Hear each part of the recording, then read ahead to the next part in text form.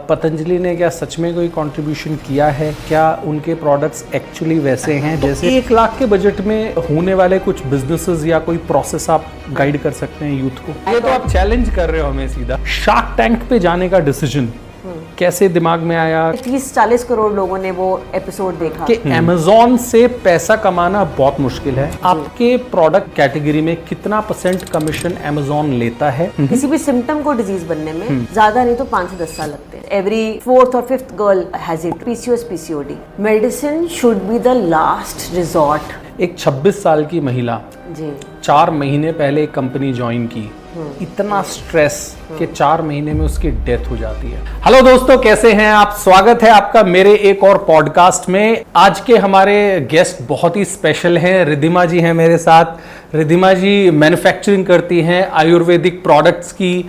आज इस पॉडकास्ट में ना सीखने के लिए बहुत कुछ होने वाला है।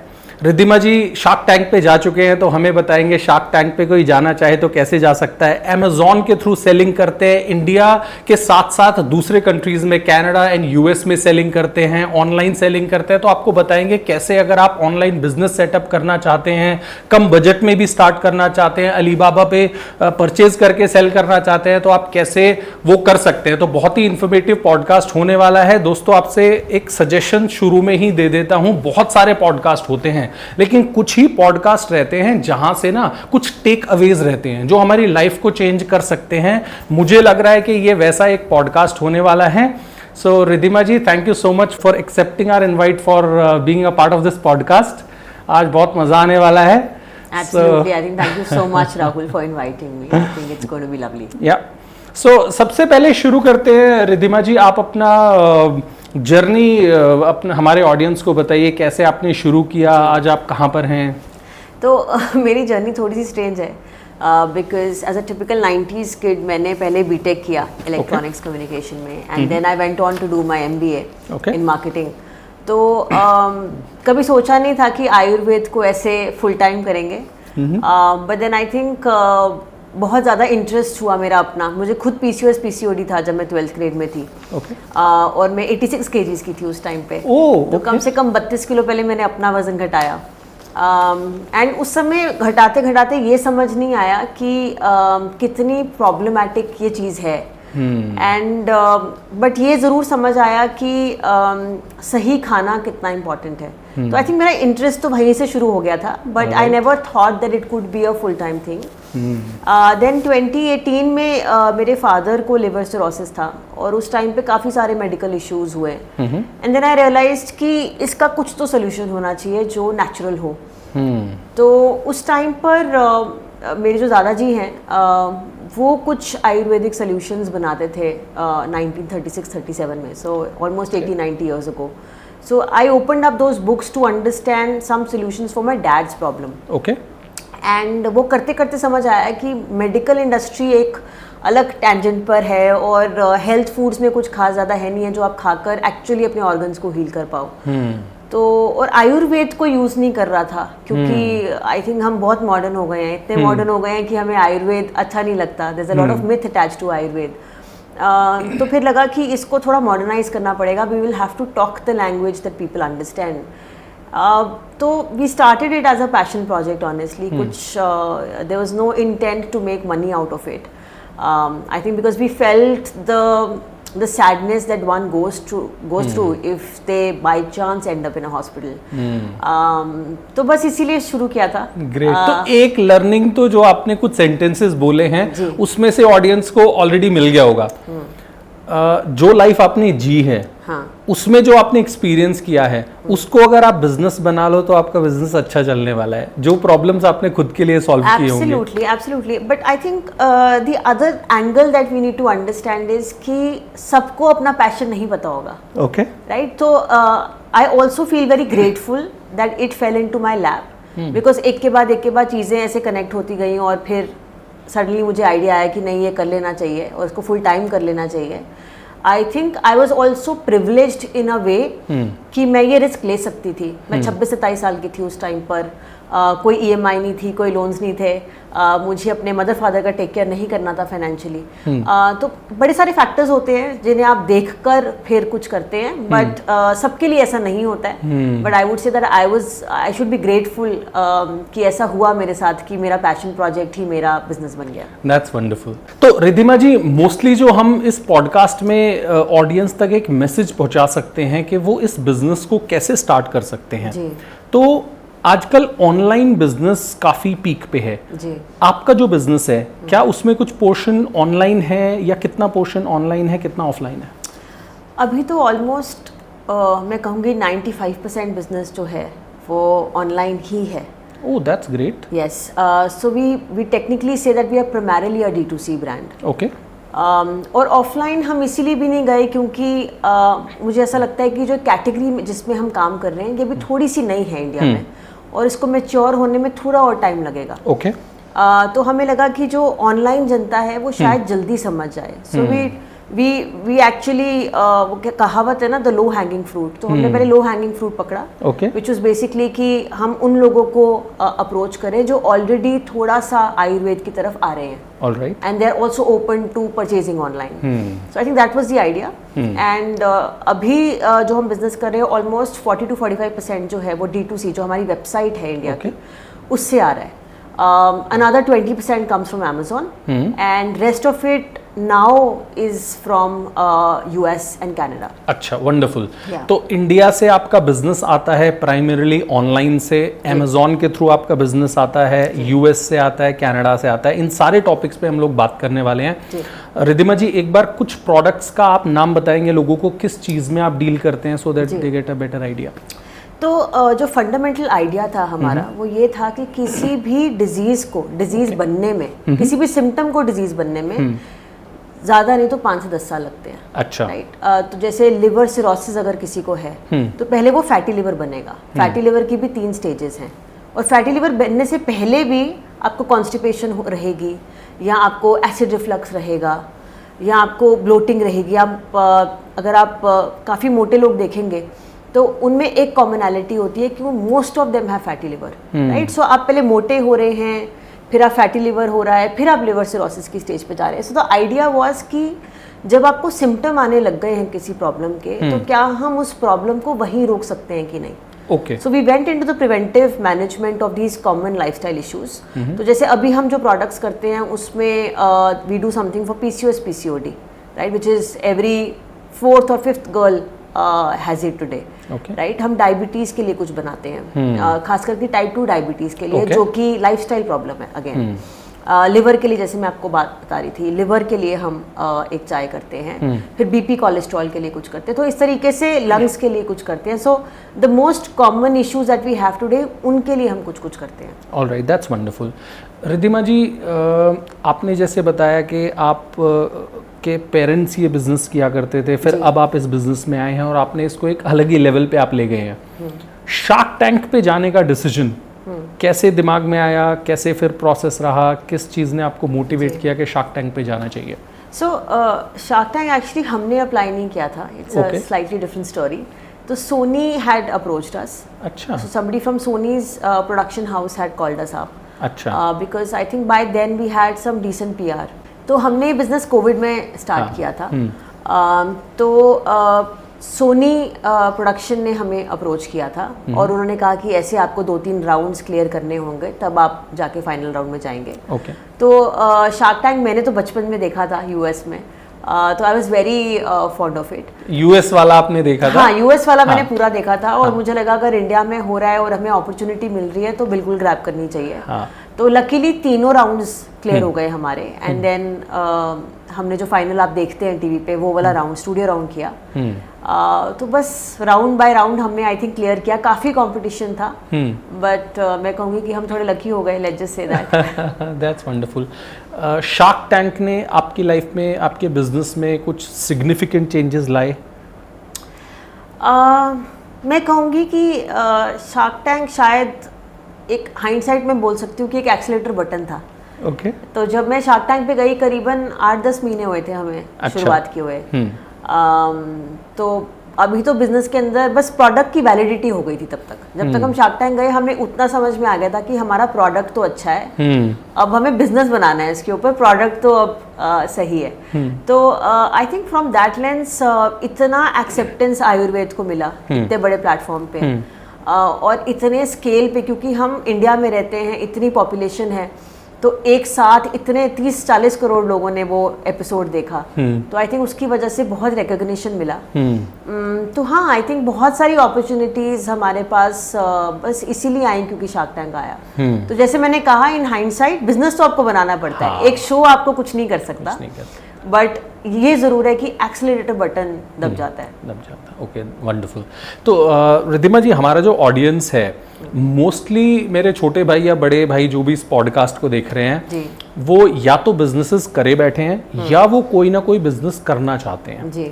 तो लेट से कोई भाई ऐसा होगा जो इस पॉडकास्ट को देख रहा होगा, उसका एक होप होगा कि मैं एक लेट्स से कोई शॉप ओपन करके बैठा हूँ, कोई किराना की शॉप है, किसी का मेडिकल स्टोर है, किसी का हार्डवेयर स्टोर है, ऑफलाइन शॉप है, वो उसको ऑनलाइन ले जाना चाहता है। तो आपको क्या लग रहा है, फ्यूचर ऑनलाइन का है? ऑनलाइन करना ऑफलाइन से डिफिकल्ट है? कैसे ऑफलाइन बिजनेस को कैसे ऑनलाइन ले जाया जा सकता है? आई थिंक मेरे को ऐसा लगता है कि सबसे पहले तो सबको ही ले जाना चाहिए। ओके। अगर आपका प्रोडक्ट मार्केट फिट उस तरीके का है कि इंटरनेट पे बिक सकता है तो बिल्कुल करना चाहिए। ओके। ये सब बिजनेसेस के लिए बाय द वे वैलिड नहीं है, बट कंज्यूमर ड्यूरेबल बिजनेस अगर आपका है तो आपको डेफिनेटली ऑनलाइन ट्राई करना चाहिए। ओके। दूसरी चीज जो मैंने गलती की थी वो ये है कि खुद ट्राई नहीं करना चाहिए। एक आप एजेंसी हायर करें, आप सही सवाल पूछना आपको आना चाहिए कि क्या सवाल पूछ के आपका क्या काम निकलेगा। आई थिंक सब बिजनेसेस या जो बिजनेस रन करते हैं उनको पता होता है। तो आई थिंक वो जरूर करना चाहिए, बट आउटसोर्स करना चाहिए ये। अच्छा। जो आपको नहीं आता उसे आउटसोर्स करिए।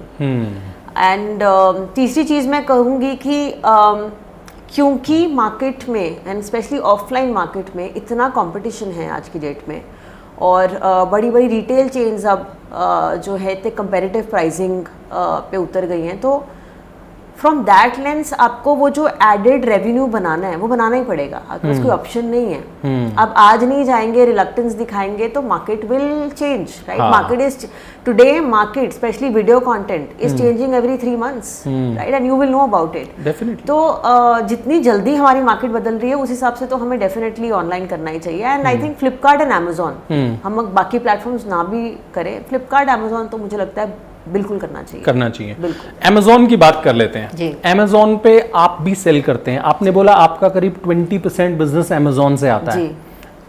आपके प्रोडक्ट कैटेगरी में कितना % कमीशन Amazon लेता है? कमीशन के अलावा और कौन कौन से चार्जेस हैं जो Amazon लेता है? तो Amazon के जो चार्जेस हैं वो 3-4 कंपोनेंट्स में डिवाइड करे जा सकते हैं, राइट? एक तो लॉजिस्टिक्स कॉस्ट आ गई आपकी, विच इज़ वेरी बेसिक। दूसरा आ गया आपकी जो Amazon कमीशन लेगा, कुछ फिर फुलफिलमेंट कॉस्ट होती है। अगर आपने FBA में माल रखा है, which is fulfilment bye Amazon, कि Amazon के ही वेयर हाउस में माल पड़ा है और Amazon डिलीवर कर रहा है, तो उसके चार्जेस एडिशनल होते हैं, ठीक है, राइट? फिर उसमें स्टोरेज फी भी होती है, ठीक है। तो लगभग हमारी कैटेगरी में मैं कहूँ तो 15 से 30% के बीच में कुछ भी हो सकता है। अच्छा। बट इतना आपका टोटल Amazon के ऊपर जाएगा, राइट? तो उसके अलावा अगर आप मार्केटिंग कर रहे हैं, राइट, Amazon के ऊपर, जो हम कहते हैं कि इन प्लेटफॉर्म मार्केटिंग जो Amazon पे होती है, वो एडिशनल है। अच्छा जी। तो डिपेंडिंग ऑन आपकी क्या कैटेगरी है और आप कौन से एग्जैक्ट कैटेगरी में फिट हो रहे हैं, एनीथिंग बिटवीन दैट, तो आपको उस तरह से मैनेज करना है कि आपका जो कॉग्स है, कॉग्स और मार्केटिंग एंड जो आपकी Amazon की टोटल फी है वो सब माइनस करके आपको कुछ प्रॉफिट बचे, विच इज स्लाइटली हार्ड, क्योंकि अब ये कमीशंस एकदम से बढ़ गई हैं। बट अगर आप थोड़ा सा भी ठीक से काम करें तो there is good scale and possibility. Okay, so Riddhima ji, definitely आपका एक पर्सपेक्टिव है, मेरा भी एक पर्सपेक्टिव है। मैं ये चाह रहा हूँ कि मैं अपना पर्सपेक्टिव भी शेयर करूँ और आप मुझे करेक्ट करें if I am wrong. Absolutely. मुझे पर्सनली ऐसा लगता है कि Amazon से पैसा कमाना बहुत मुश्किल है।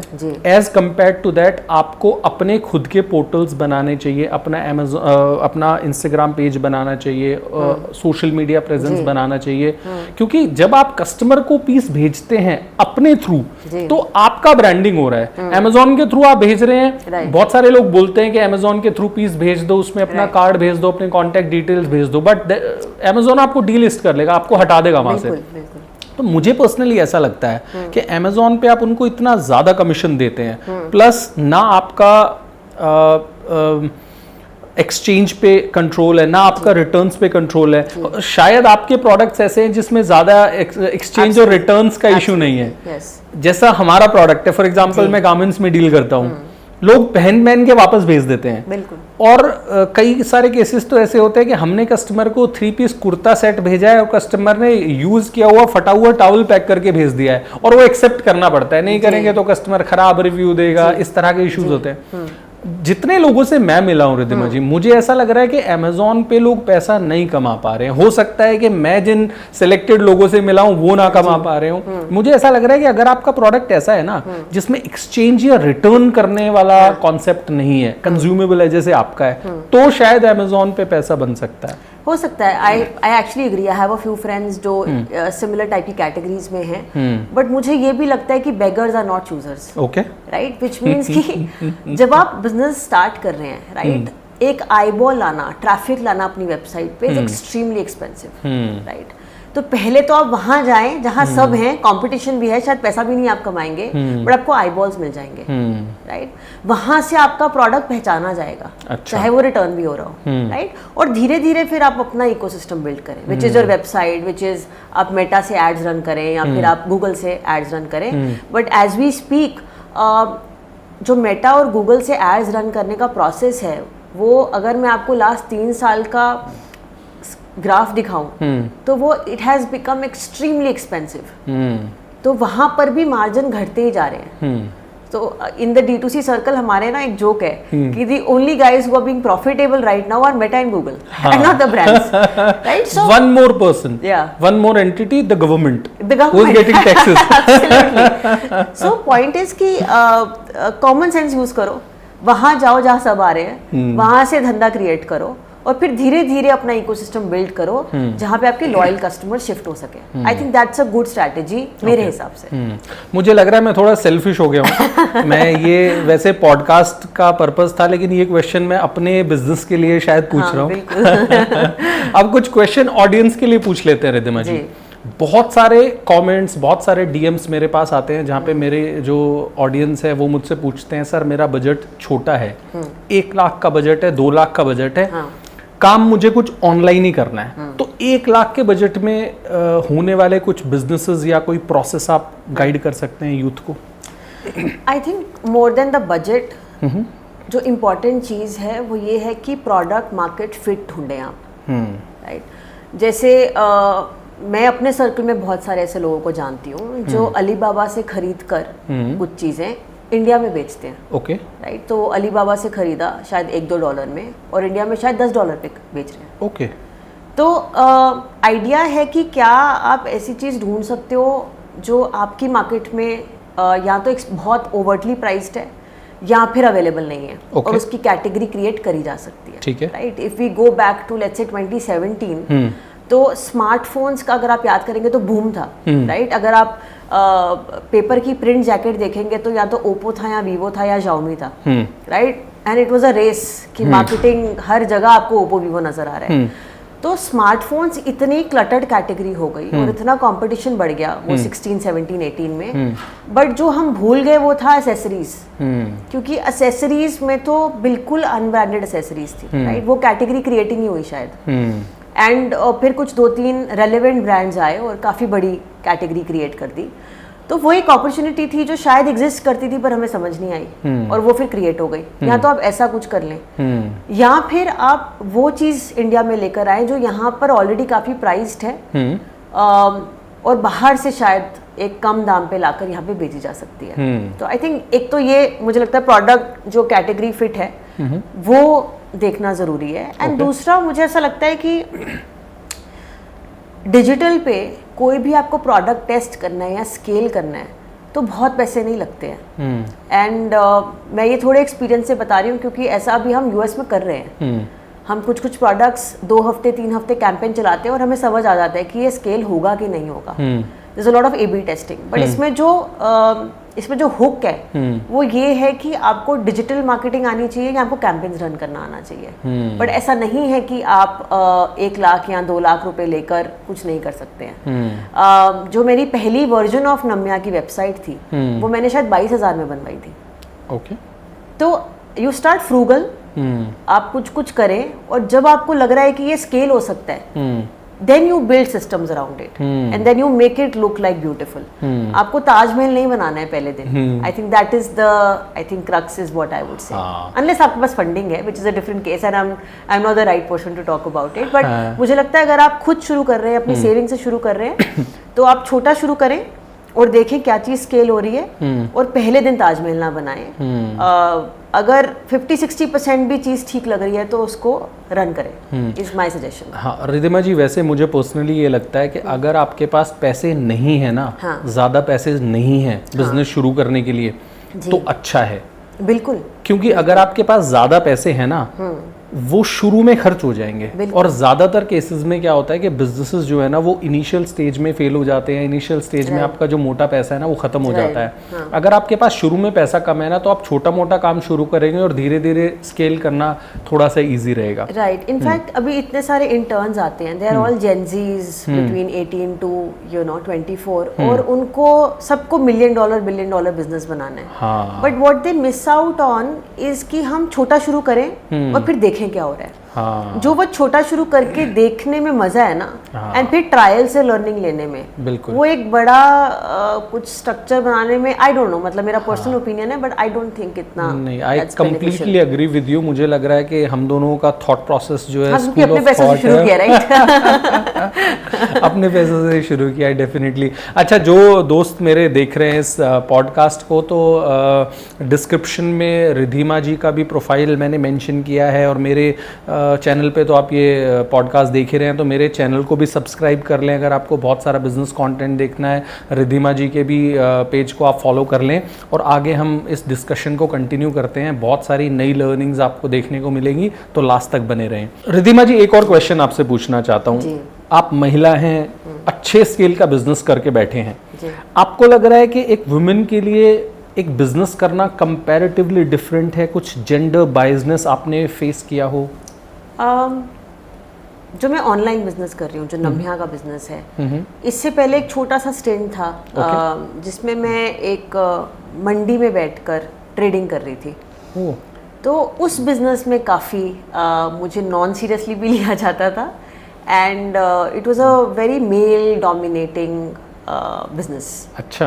क्योंकि मंडी में बैठ के ट्रेड करना और लेना बेचना, आई एम श्योर जो लोग खारी बावली से काम करते हैं दिल्ली में वो समझेंगे मैं क्या बात कर रही हूँ। बट जो कमोडिटी ट्रेडिंग वाले बिजनेसेस जिसमें आपको मंडी में बैठकर सारी चीज़ें करनी है, उस बिजनेस में मैं थोड़ी सी अनकम्फर्टेबल थी ऑनेस्टली, बिकॉज उसमें बहुत सारी लड़कियां या महिलाएं नहीं करती हैं उस तरह का धंधा एंड बहुत लोग कंफर्टेबल नहीं होते आपसे बात करने में। मैं काफ़ी कंफर्टेबल थी एक्चुअली, मुझे कोई प्रॉब्लम, मुझे तो एक्साइटिंग लग रहा था, you know, it was like intraday trading, but उनको शायद मेरे से इतना कंफर्ट नहीं आ रहा था, तो वहाँ मुझे थोड़ा डिस्कम्फर्ट हुआ। बट जब से मैंने नम्या शुरू किया है, ऑनेस्टली मुझे कोई ऐसा नहीं लगा कभी कि मेरी उम्र को लेके शायद थोड़ा सा लोग नॉन सीरियसली कभी कभी लेते हैं, but I think being a woman मुझे नहीं लगता कि मुझे कभी ऐसा कुछ फर्क लगा है, क्योंकि आप पर्दे के पीछे बैठे हैं and you are directing everything. तो आप जब पर्दे के पीछे बैठे हैं और आप स्ट्रक्चर चला रहे हैं तो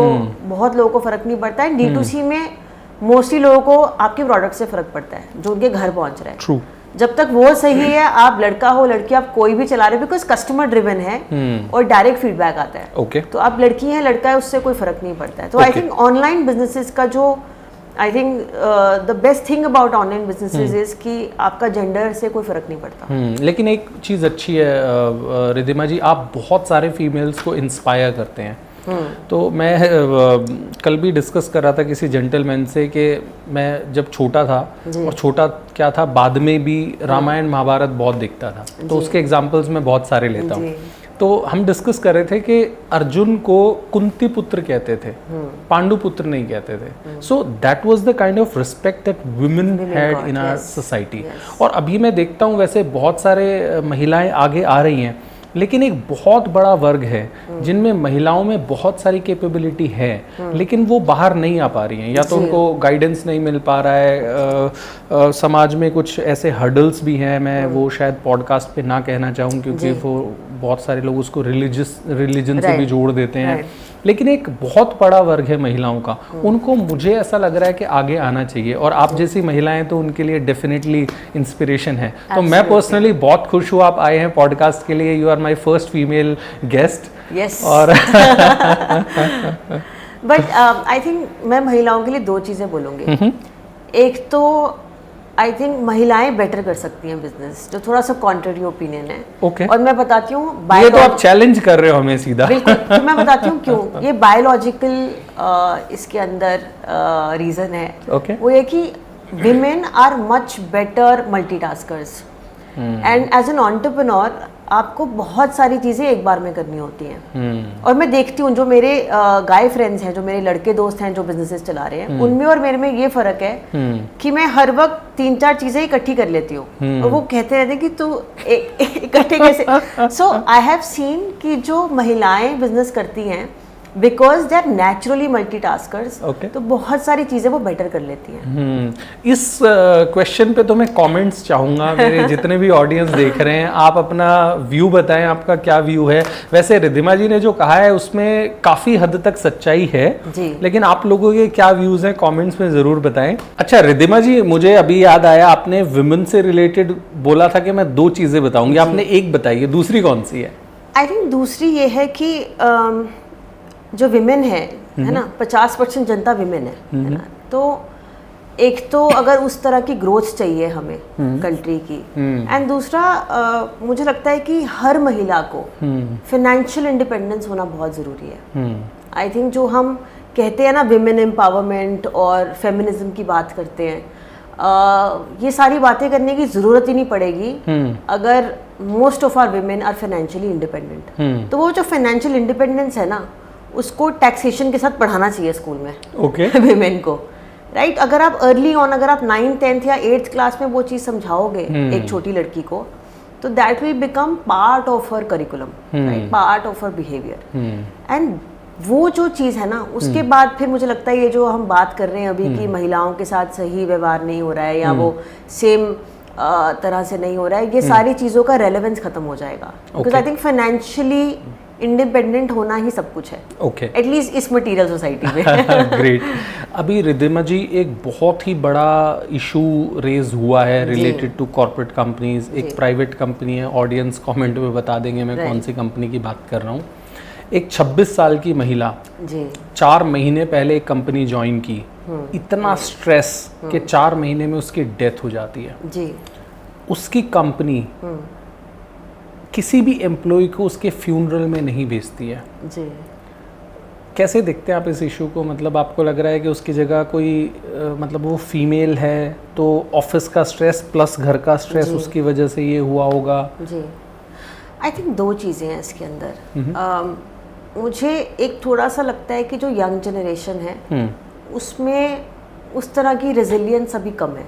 ओके. एंड बट जो ये इंसिडेंट है पर्टिकुलरली, इसमें मुझे आई थिंक कोई पर्सनल कमेंट नहीं करना चाहिए. बट आई थिंक एक कंपनी जो होती है, it's a sum of human beings, right. तो अगर आप वो ह्यूमन बींग्स ही लूज कर जाओगे, the essence of being a human lose कर जाओगे, तो आप कंपनी नहीं हो, आप ब्रांड नहीं हो, राइट. तो मुझे ऐसा लगता है कि it's a very sad situation कि ऐसा हुआ. But I think companies are human beings. It's a summation of human beings, and if human beings are not treated as humans, तो फिर क्या फायदा उस पूरी बात का? फिर कोई फायदा नहीं, इतनी बड़ी कंपनी बनी. एंड मुझे लगता है कि ये कल्चर कंपनीज में होना चाहिए. एंड थैंक्स टू जेन जी, अगर नहीं भी है तो वो फोर्स कर रहे हैं वो कल्चर, जहाँ पर आपको एक एम्प्लॉय की पर्सनल प्रॉब्लम भी समझनी है एज ह्यूमन बीइंग. अगर मुझे आज पीरियड्स आ गए हैं और मुझे पेन हो रही है, तो एज अ बॉस आपको समझना पड़ेगा कि ऐसा है, और मैं नहीं अपनी एफिशिएंसी दे पाऊंगी। अटेंडेंस जरूरी नहीं है, राइट? आपकी वर्क एफिशिएंसी जरूरी है। हम बहुत छोटी कंपनी है उस साइज के हिसाब से, but I remember I had this EA to me. He worked with me for 6 months and this one fine day उसने मुझे बोला आके, I think 22-23 साल का लड़का होगा वो, उसने मुझे आके बोला कि मैम मेरे से ना सुबह मज़ा नहीं आता मुझे इतना, उस तरीके से मैं एफिशिएंसी से काम नहीं कर पाता। तो मैंने इसको बोला, मैंने कहा तू ऑपरेशन सुबह कर ले और तू ये टाइम पर यू टेक अ ब्रेक, और जब तेरे को जब मन करता है काम करने का, उसका रिसर्च का ज़्यादा काम था, तो काफ़ी सारी रिसर्च का काम वो रात को करता था व्हेन ही वाज कंफर्टेबल। तो आई थिंक उस तरह की फ्लेक्सिबिलिटी देना ज़रूरी है। आई थिंक वो हायरिंग का इशू है कि आप उतने मोटिवेटेड लोगों को हायर कर सकते हो कि नहीं। वहाँ पर कई बार आप मिस्टेक भी करोगे, but I think highly motivated लोगों को हायर करो, और वो ह्यूमन बींग्स हैं, right? Let them flower when they want to bloom the best way, right? वो उस तरह की पाबंदी मेरे हिसाब से नहीं होनी चाहिए। एंड आई थिंक जो ये हुआ है वो तो बहुत ही सैड है। आई थिंक इस बारे में तो मुझे बात भी नहीं करनी। I think it's very inhuman to show that kind of a behaviour just because आपको डर है कि आपकी रिस्पेक्ट या आपका स्टेटस या आपके ऊपर कुछ एलिगेशन आ जाएगा। बट वो जो ह्यूमन लाइफ चली गई, उससे ना कनेक्ट करके आप फियर में जाकर ये सारी चीज़ें कर रहे हैं, it's not a great idea I think. Okay Riddhima ji, जैसे मैं पहले भी आपको बता रहा था कि हमारा जो ऑडियंस है वो मोस्टली बिजनेस ओरिएंटेड लोग हैं, जो ये पॉडकास्ट शायद इसलिए देख रहे हैं कि कौन सा नया बिजनेस के आइडियाज़ उनको मिलेंगे या बिजनेस करके भी बैठे हैं। तो उनमें से ज़्यादातर ऐसे हैं जो दिन भर कैश काउंटर पे या तो बैठे रहते हैं या दिन भर लैपटॉप पे बैठे रहते हैं। ऐसे लोगों के लिए आप कुछ हेल्थ टिप्स देना चाहेंगे? कौन कौन सी बीमारियों का ये शिकार फ्यूचर में हो सकते हैं और उसमें कौन कौन से ये प्रिकॉशंस ले सकते हैं ताकि इनको डॉक्टर के पास ना जाना पड़े? जी, पहली चीज़ तो मैं कहूँगी कि sitting is the new smoking. Okay, पूरा दिन बैठे रहना उतना ही हानिकारक है जितना स्मोक करना है। ओके, तो सबसे, और इसी से ही बात निकलती है कि पूरा दिन बैठना नहीं है। अगर आप कैश के गल्ले पे बैठे हो और आपकी एक ट्रेडिशनल शॉप है, उसमें भी आप अंदर बाहर चक्कर लगा सकते हो। ऐसा नहीं कि पूरा दिन गल्ले पे ही रहना है आपको, राइट? या आपकी IT जॉब है एंड आपको पूरा दिन कोडिंग करनी है, उसमें भी आई एम श्योर बहुत सारी कॉल्स होती हैं बीच में जो आपको लेनी पड़ती हैं, और उस कॉल्स में आप you can walk your way, right? आप खड़े होकर 5 मिनट स्क्वाट कर सकते हैं, राइट? और जो मैं पर्सनली यूज़ करती हूँ और बहुत यूज़ करती हूँ, ये है कि जब भी कोई कॉल होती है और जिसमें सिर्फ डिस्कशन हो रही है, वो मैं चल के लेती हूँ। दिन में कम से कम बहुत सारी कॉल्स होती है। आई थिंक हमारा वर्क कल्चर इस तरह का है जहाँ कॉल्स काफ़ी होती है, तो उसमें चलें आप, और 1 घंटा तो ज़रूर एक्सरसाइज करें, वो चाहे आप सुबह करें या रात को करें, बट मसल लॉस नहीं होना चाहिए। मसल बिल्डिंग की कुछ एक्सरसाइज ज़रूर करें। ओके। और दूसरी चीज़ मैं जो सबको बोलती हूँ, चाहे आपकी जैसी भी टाइप की जॉब है, वो ये है कि पानी पीते रहें। पानी की बोतल हमेशा भर कर रखा है अपने डेस्क पे, राइट? वो जब पानी पड़ा होगा तो पीने के चांसेस ज़्यादा है, right? And over a period of time वो हैबिट बन जाता है। बट उसके साथ साथ बाहर का खाना ना खाएं। ये जो हमें जोमेटो स्विगी से ऑर्डर करने का हमेशा से आदत है, इतना ज़्यादा हो गया है। आई think the best way is कि आप घर का पका खाना खाएं। अगर आप ऑफिस आ रहे हैं तो घर से एक फ्रूट, कुछ घर पे भुना हुआ मखाना या कुछ भी एक छोटा सा स्नैक जो घर पे आपने रोस्ट करके बनाया है, संडे को बना लीजिए एक ही बार में, and then you eat it over a month. उस तरह का कुछ रखें और घर से खाना लाएं।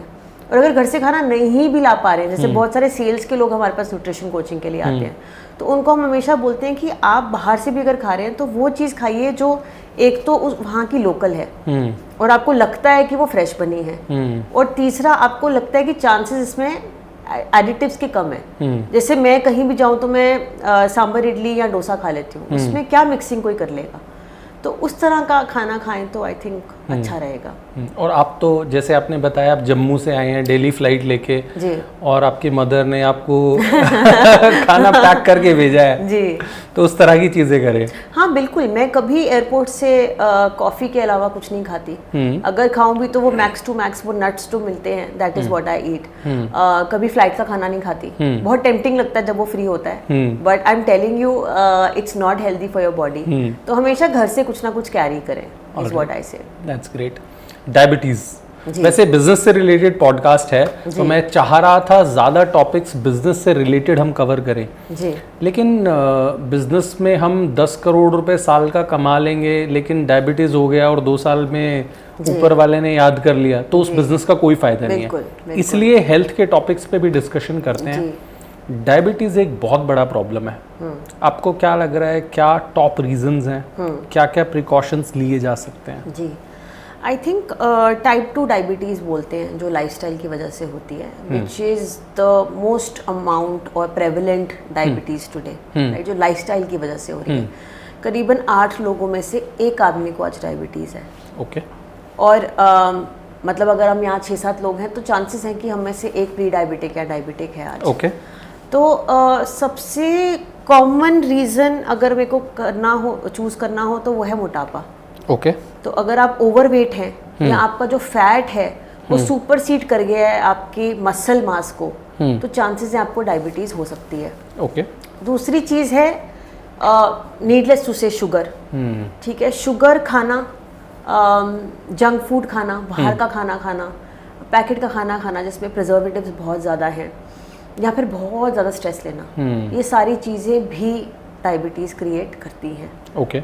और इसमें स्ट्रेस जो है वो हम समझते हैं नहीं है, या हम कहते हैं कि जी स्ट्रेस तो सबको होता है, तो सबको होता ज़रूर है, बट सबको डायबिटीज़ भी इसीलिए हो रही है। सो आई थिंक वो एक चीज़ ध्यान देने वाली बात है। तो लाइफस्टाइल जब तक आप अपनी पकड़ में रखेंगे तो बहुत सारी चीज़ें सॉल्वेबल है। ओके। आपको लग रहा है इंटरनेट और डायबिटीज़ का कुछ लिंक है? मैंने एक आर्टिकल पढ़ा था कि इंटरनेट से लोगों की इच्छाएं बढ़ रही हैं। अब इच्छाएं तो बढ़ रही है, लेकिन उस हिसाब से उनकी सैलरियां नहीं बढ़ रही हैं, तो उनको उसका स्ट्रेस है। तो इंटरनेट से मुझे पर्सनली भी ऐसा लगता है, I read that case study, I read that report, जिसमें ये क्लियरली मेंशन था कि इंटरनेट पे यूथ देखता है आईफोन, महंगी गाड़ियां।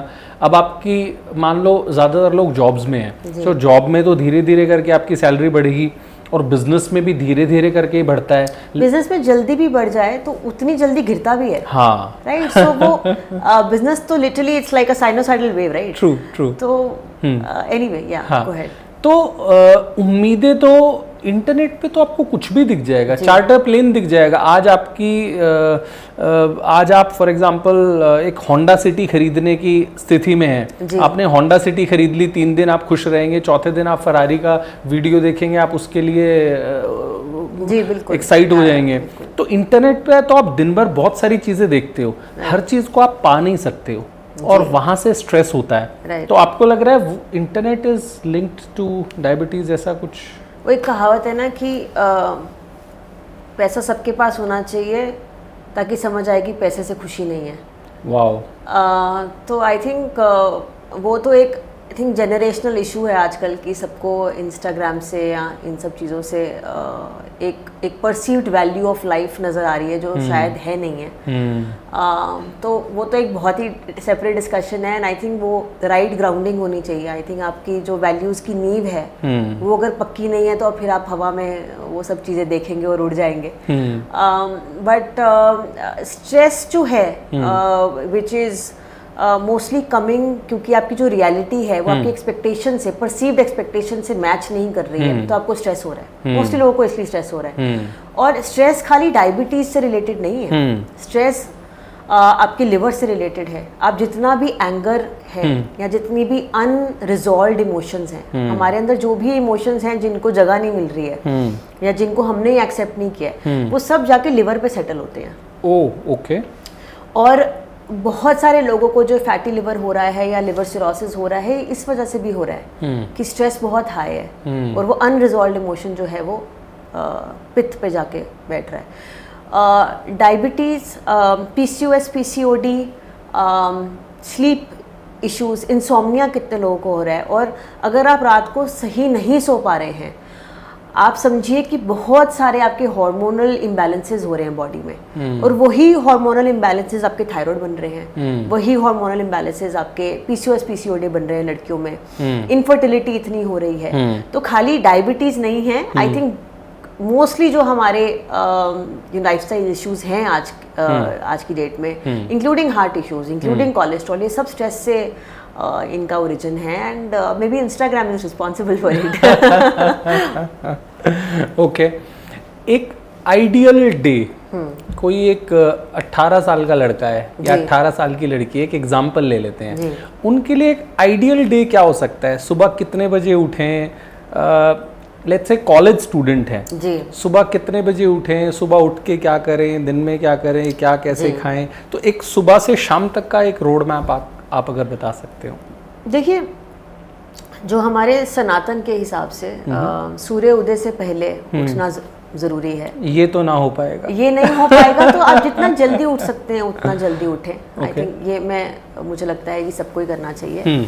और आई थिंक 2-3 चीज़ें हैं जो इम्पोर्टेंट हैं एज अ स्टूडेंट। एक तो अपना स्क्रीन टाइम कम रखें, उसमें डिसिप्लिन लाएं। जैसे मेरे पास इंस्टाग्राम है, और क्योंकि मैं इंस्टाग्राम नहीं अवॉइड कर सकती क्योंकि हमारा ऑनलाइन बिजनेस है, तो पर मैं टाइमर लगा के रखती हूँ कि 30 मिनट से ऊपर हुआ तो वो अलार्म आ जाएगा और मुझे पता है कि मुझे अलग रखना है। तो आई थिंक डिसिप्लिन होना ज़रूरी है। रात को सोने से पहले ब्लू स्क्रीन या मोबाइल का सेवन ना करें, दैट इज इम्पोर्टेंट। अच्छा, 1 सेकंड के लिए रोकूंगा, वैसे तो इंटरप्ट करना नहीं चाहिए, जब आप बोल रहे हो आपका फ्लो टूट जाएगा, लेकिन जितने भी लोग इस वीडियो को देख रहे हैं, मैं उनको रिक्वेस्ट करूंगा कि आप अपने इंस्टाग्राम पे जाएं और वहां पे देखें कि आपका स्क्रीन टाइम क्या है। वहां पे एक ऑप्शन आता है, कौन सा ऑप्शन होता है रिद्धिमा जी, अभी याद है एकदम से? इनसाइट्स में जाएंगे आप, इनसाइट्स में जाएंगे तो वहां पे टाइम स्पेंट का ऑप्शन है। आप मंडे ट्यूसडे वेडनेसडे आप डे वाइज देख सकते हैं। तो भाई एक बार अभी देख लो, और आप ये देख लो कि पिछले हफ्ते आपने कितने घंटे सिर्फ इंस्टाग्राम पे बिताए हैं। और एक बार फिर नेक्स्ट क्वेश्चन अपने आप से ये भी पूछ लेना कि मान लो मैंने 14 घंटे बिताए हैं, तो उन 14 घंटे में मैंने सीखा क्या है? और अगला क्वेश्चन ये पूछ लेना कि उस 14 घंटे में पॉसिबली मैं क्या सीख सकता था। राइट, सॉरी आपको इंटरप्ट किया था, वहीं से आप कंटिन्यू करें। हाँ, तो आई थिंक एक ये चीज़ है। दूसरा, रात को टाइम से सोना, बिकॉज ये जितनी भी जेनजी की जनरेशन है या नई जनरेशन है, इनका सबसे बड़ा प्रॉब्लम है कि ये रात को जागते हैं और सुबह सोते हैं और फिर रात को खाते हैं। तो उसकी वजह से आपका हेल्थ इफेक्ट हो रहा है, आपका हेल्थ खराब हो रहा है। हाँ। क्योंकि हमारी जो पाचन शक्ति है आयुर्वेद के हिसाब से, वो रात को सबसे मंद होती है। You know, they say that have your dinner as a beggar. वो इसीलिए बोलते हैं क्योंकि आपकी पाचन शक्ति कम है। तो आई थिंक ये जरूर करना चाहिए। बाकी क्योंकि आप जवान हैं तो आपको अपनी हेल्थ मेंटेन करना जरूरी है। मैं ये भी नहीं कहूँगी कि जिम पे जाके आप वेट लिफ्ट करो, क्योंकि नेचुरली भगवान ने आपको इस उम्र में मसल दिया होता है। बट ये जरूर है कि कोई स्पोर्ट में जरूर इन्वॉल्व हो, चाहे वो लड़का हो लड़की हो, स्पोर्ट्स जरूर खेलना चाहिए। और टीम स्पोर्ट खेलेंगे तो और भी अच्छा है, क्योंकि इससे आप स्क्रीन टाइम भी रिड्यूस करेंगे, आप सोशल इंटरेक्शन भी करेंगे जो एक्चुअली ह्यूमन बींग्स की होनी चाहिए। एंड बहुत सारी एड ऑन चीज़ें होती है। कंपेटिटिव स्पिरिट आप सीखते हैं, टीम में काम करना आप सीखते हैं, फिजिकली आप बाहर हैं तो उसमें आपकी हेल्थ के लिए भी अच्छा है। तो ये 4-5 चीज़ें मैं ज़रूर बोलूँगी। एंड बर्गर, पिज्ज़ा और ये जंक फूड जो आप ऑर्डर कर रहे हैं, ये ना करें। इसमें भी लोग मुझे लग रहा है कमेंट में ये लिखेंगे, ये तो ना हो पाएगा। नहीं, बट आई थिंक आप उस तरीके से डिसिप्लिन बना सकते हैं कि 5 दिन या 6 दिन आपने मम्मी के घर का या मम्मी का खाना खाया और 1 दिन आपने बाहर कुछ खा लिया। तो I think discipline is important. Okay, great. अभी जिम की हम बात कर रहे थे रिद्धिमा जी। लोगों के दिमाग में ये है कि जिम का मतलब है बाइसेप्स को बड़ा करना, चेस्ट को चौड़ा करना। हाँ। लोगों का जो जिम को लेके है ना, वो है कि सुंदर दिखना। हाँ। ब्यूटी से रिलेटेड लोग उसको लिंक करते हैं। हेल्थ को ब्यूटी के सामने कोई प्रायोरिटाइज नहीं करता है। जी। आपको लग रहा है ऐसा है या? बिल्कुल ऐसा है। इनफैक्ट द वर्ड जिम ये बहुत ज़्यादा एसोसिएट होता है यंग लोगों के लिए। जैसे आई थिंक 1-2 साल पहले मेरे डैड जिम जाना शुरू हुए एंड 59 या 60 की एज में उन्होंने वापस जिम ज्वाइन किया। तो बहुत सारे आगे लोगों ने बोला कि आप तो बूढ़े हो रहे हैं, आपको क्या जरूरत है जिम की। एक्चुअली जिम की सबसे ज्यादा जरूरत तभी है क्योंकि आप अपने मसल मास के हिसाब से लोएस्ट पे हैं। जिम का एक ही पर्पस है, एक कि आपके मसल मास को बॉडी फैट से ज़्यादा बढ़ाना। क्योंकि जितना आपका मसल मास होगा, और ये बड़ी ध्यान देने वाली बात है, जितना आपका मसल मास होगा उतना ही आप हेल्दी हैं। जितना कई लोग सिर्फ वेट लॉस की तरफ ध्यान देते हैं। आप अगर वेट लॉस करते जा रहे हैं और मसल भी साथ में लूज कर रहे हैं, उसका कोई फायदा नहीं है।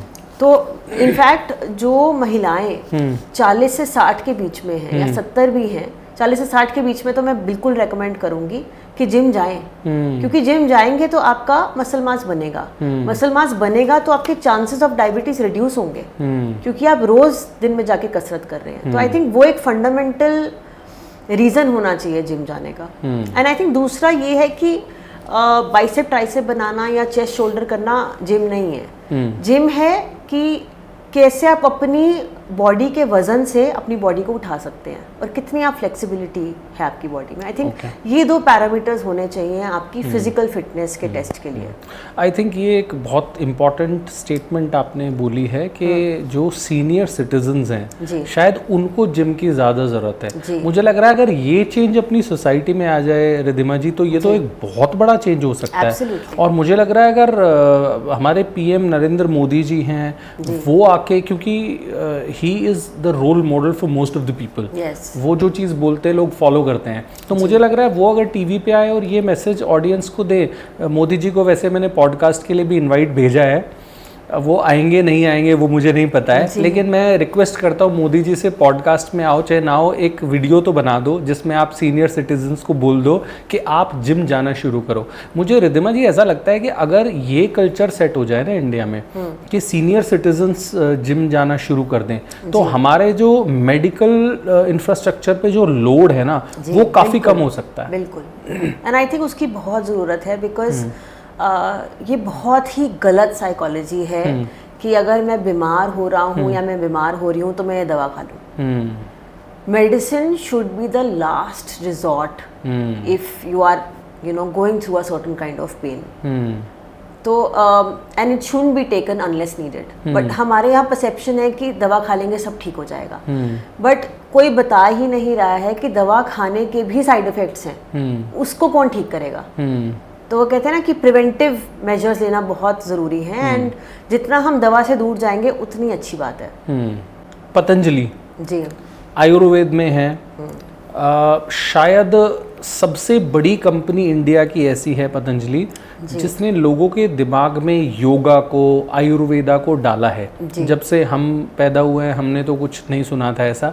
आपको क्या लग रहा है पतंजलि ने क्या सच में कोई कंट्रीब्यूशन किया है? क्या उनके प्रोडक्ट्स एक्चुअली वैसे हैं जैसे मार्केट किए जाते हैं? जी, आई थिंक जहाँ तक मुझे याद है, मैं काफ़ी छोटी थी जब पतंजलि शुरू हुआ था, एंड बहुत अच्छा काम किया उन्होंने। आई थिंक पूरे देश में आयुर्वेद का, योग का इतना जो प्रचार किया है, काफ़ी सारे लोगों को अफेक्ट हुआ उससे।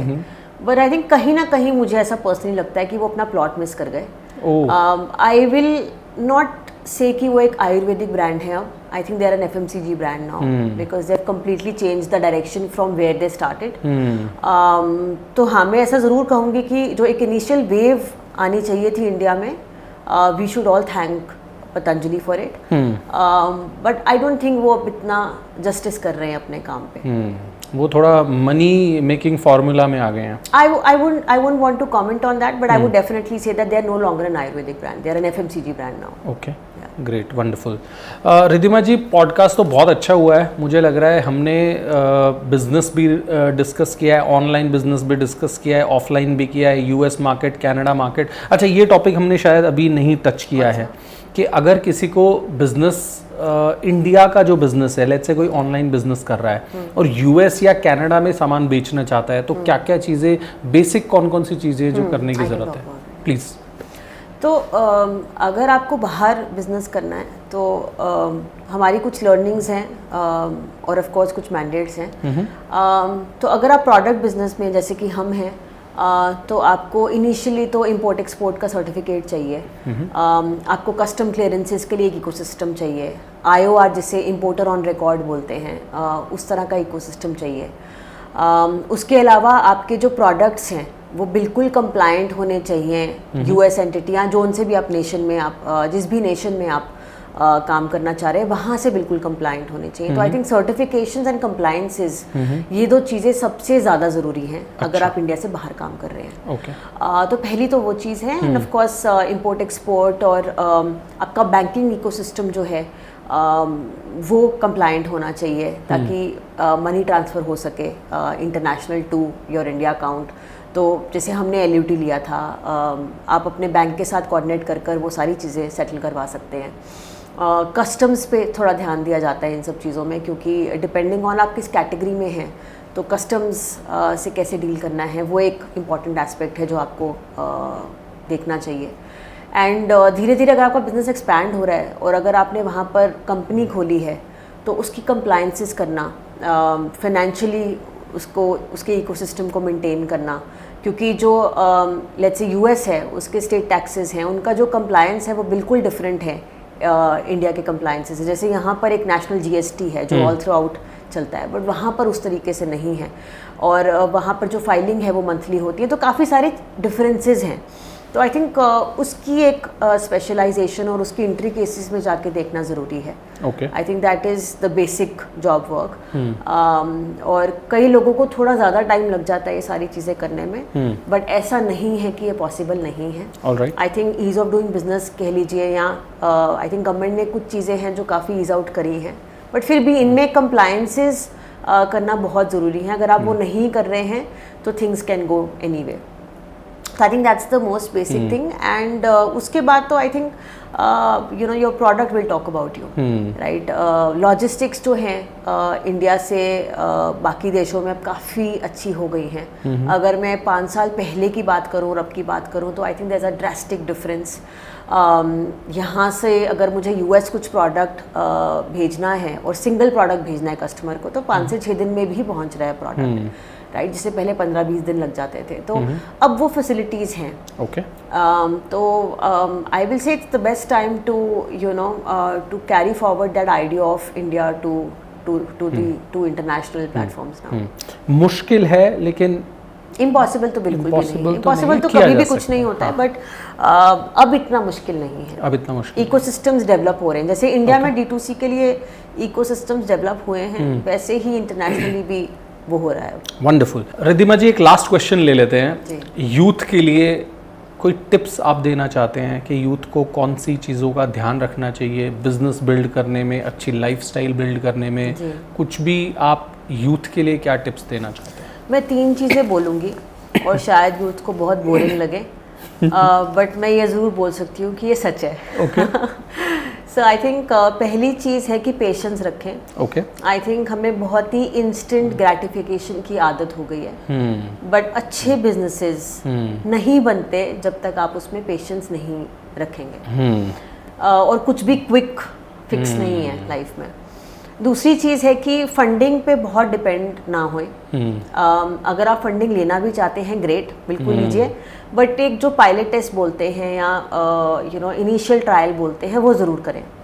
एंड वो इसीलिए करें सो दैट आपको रियलिटी चेक हो कि आप क्या कर रहे हैं, राइट। क्योंकि कस्टमर से आपको एक्सेप्टेंस नहीं आएगा तो कोई और नहीं देगा। आई think that is second. And third मैं कहूँगी कि बहुत लोगों के अंदर या बहुत बच्चों के अंदर मैं देखती हूँ बहुत रेजिस्टेंस है कि ये होगा तो हम ये करेंगे। ऐसा हम 5 साल में BCG में काम करेंगे, फिर हम एक स्टार्टअप करेंगे। जिसे करना होता है वो आज कर लेता है, उसको किसी स्टेज या किसी कंपनी की ज़रूरत नहीं है। तो आई विल से स्टार्ट स्मॉल, छोटा शुरू करें, बहुत सारी AB टेस्टिंग करें, ट्रायल्स करें, फेल हुए, बहुत बार फेल हुए, और फेल होने से बिल्कुल ना डरे, और फेलियर को ऐसा ना समझे कि कुछ गलत हो गया है। बहुत अच्छी बात है आप जल्दी फेल कर रहे हो, so be quick to fail. I think failures will give you what most successes want, so maybe these 3। Wonderful. मुझे लग रहा है आपने बहुत ही इम्पोर्टेंट 3 चीज़ें बता दी है। अगर कोई सुधरना चाहेगा उसको सीखना चाहेगा उसके लिए तो बहुत ही इम्पोर्टेंट ये मैसेज है। दोस्तों, हमने पूरी कोशिश की है, रिद्धिमा जी ने और मैंने, कि आप लोगों को जितनी हम इंसाइट्स दे सकते हैं बिजनेस के बारे में, बेटर लाइफस्टाइल के बारे में, वो दें। जिन लोगों ने अभी तक पॉडकास्ट देखा है लास्ट तक, थैंक यू सो मच। अगला पॉडकास्ट कौन से गेस्ट के साथ करूं वो भी आप कमेंट में बता दीजिए, और ये पॉडकास्ट कैसे लगा वो भी कमेंट में बता दीजिए। अगर अभी तक सब्सक्राइब नहीं किया तो मेरे चैनल को सब्सक्राइब कर लें। रिद्धिमा जी के पेज के डिटेल्स डिस्क्रिप्शन में हैं, इनको फॉलो करें। बिजनेस भी सीखने को मिलेगा, हेल्थ टिप्स भी आपको सीखने को मिलेंगे। Thank you so much for watching this podcast. Thank you Riddhima ji for coming for this podcast. Thank you so much. Thank you.